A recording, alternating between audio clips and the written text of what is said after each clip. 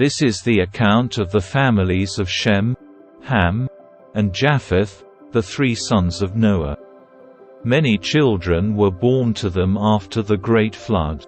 The descendants of Japheth were Gomer, Magog, Madai, Javan, Tubal, Meshech, and Tiras. The descendants of Gomer were Ashkenaz, Riphath, and Togarmah. The descendants of Javan were Elisha, Tarshish, Kittim, and Rodanim. Their descendants became the seafaring peoples that spread out to various lands, each identified by its own language, clan, and national identity. The descendants of Ham were Cush, Mizraim, Put, and Canaan. The descendants of Cush were Seba, Havilah, Sabta, Rama, and Sabteca. The descendants of Rama were Sheba and Dedan. Cush was also the ancestor of Nimrod, who was the first heroic warrior on earth.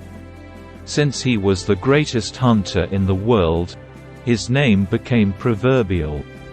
People would say, "This man is like Nimrod, the greatest hunter in the world." He built his kingdom in the land of Babylonia, with the cities of Babylon, Erech, Akkada, and Calneh. From there he expanded his territory to Assyria, building the cities of Nineveh, Rehoboth-ir, Calah, and Rezin, the great city located between Nineveh and Calah.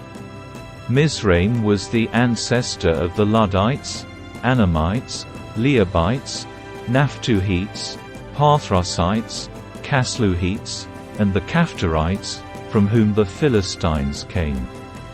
Canaan's oldest son was Sidon, the ancestor of the Sidonians. Canaan was also the ancestor of the Hittites, Jebusites, Amorites, Girgashites, Hivites, Archites, Sinites, Arvadites, Zemarites, and Hamathites. The Canaanite clans eventually spread out, and the territory of Canaan extended from Sidon in the north to Gerar and Gaza in the south, and east as far as Sodom, Gomorrah, Admah, and Zeboim, near Lasha. These were the descendants of Ham, identified by clan, language, territory, and national identity. Sons were also born to Shem, the older brother of Japheth. Shem was the ancestor of all the descendants of Eber. The descendants of Shem were Elam, Ashur, Arphaxad, Lud, and Aram. The descendants of Aram were Uzed, Hul, Gether, and Mash. Arphaxad was the father of Shelah, and Shelah was the father of Eber. Eber had 2 sons. The first was named Peleg, which means division, for during his lifetime the people of the world were divided into different language groups. His brother's name was Joktan. Joktan was the ancestor of Almodad, Shelif, Hazarmaveth, Jerah, Hadoram, Uzal, Dikla, Obal, Abimael, Sheba, Ophir, Havilah, and Jobab. All these were descendants of Joktan. The territory they occupied extended from Mesha all the way to Saphar in the eastern mountains. These were the descendants of Shem, identified by clan, language, territory, and national identity. These are the clans that descended from Noah's sons, arranged by nation according to their lines of descent. All the nations of the earth descended from these clans after the Great Flood. At one time all the people of the world spoke the same language and used the same words. As the people migrated to the east, they found a plain in the land of Babylonia and settled there. They began saying to each other, "Let's make bricks and harden them with fire." In this region bricks were used instead of stone, and tar was used for mortar.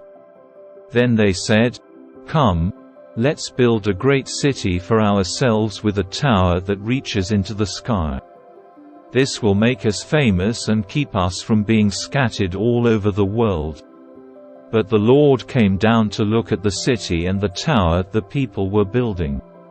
"Look," he said, "the people are united, and they all speak the same language. After this, nothing they set out to do will be impossible for them. Come, let's go down and confuse the people with different languages. Then they won't be able to understand each other." In that way, the Lord scattered them all over the world, and they stopped building the city. That is why the city was called Babel, because that is where the Lord confused the people with different languages. In this way he scattered them all over the world. This is the account of Shem's family. 2 years after the great flood, when Shem was 100 years old, he became the father of Arphaxad. After the birth of Arphaxad, Shem lived another 500 years and had other sons and daughters. When Arphaxad was 35 years old, he became the father of Shelah. After the birth of Shelah, Arphaxad lived another 403 years and had other sons and daughters. When Shelah was 30 years old, he became the father of Eber. After the birth of Eber, Shelah lived another 403 years and had other sons and daughters. When Eber was 34 years old, he became the father of Peleg. After the birth of Peleg, Eber lived another 430 years and had other sons and daughters. When Peleg was 30 years old, he became the father of Reu. After the birth of Reu, Peleg lived another 209 years and had other sons and daughters. When Reu was 32 years old, he became the father of Serug. After the birth of Serug, Reu lived another 207 years and had other sons and daughters. When Serug was 30 years old, he became the father of Nahor. After the birth of Nahor, Serug lived another 200 years and had other sons and daughters. When Nahor was 29 years old, he became the father of Terah. After the birth of Terah, Nahor lived another 119 years and had other sons and daughters.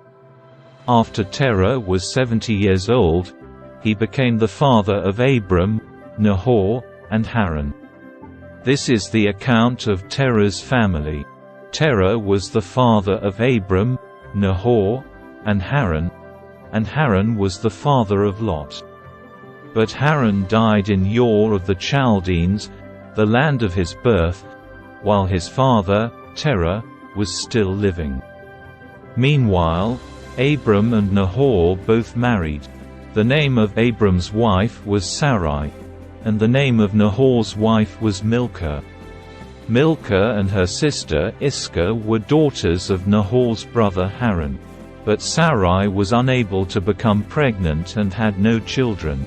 One day Terah took his son Abram, his daughter-in-law Sarai, his son Abram's wife, and his grandson Lot, his son Haran's child, and moved away from Ur of the Chaldeans. He was headed for the land of Canaan, but they stopped at Haran and settled there. Terah lived for 205 years and died while still in Haran.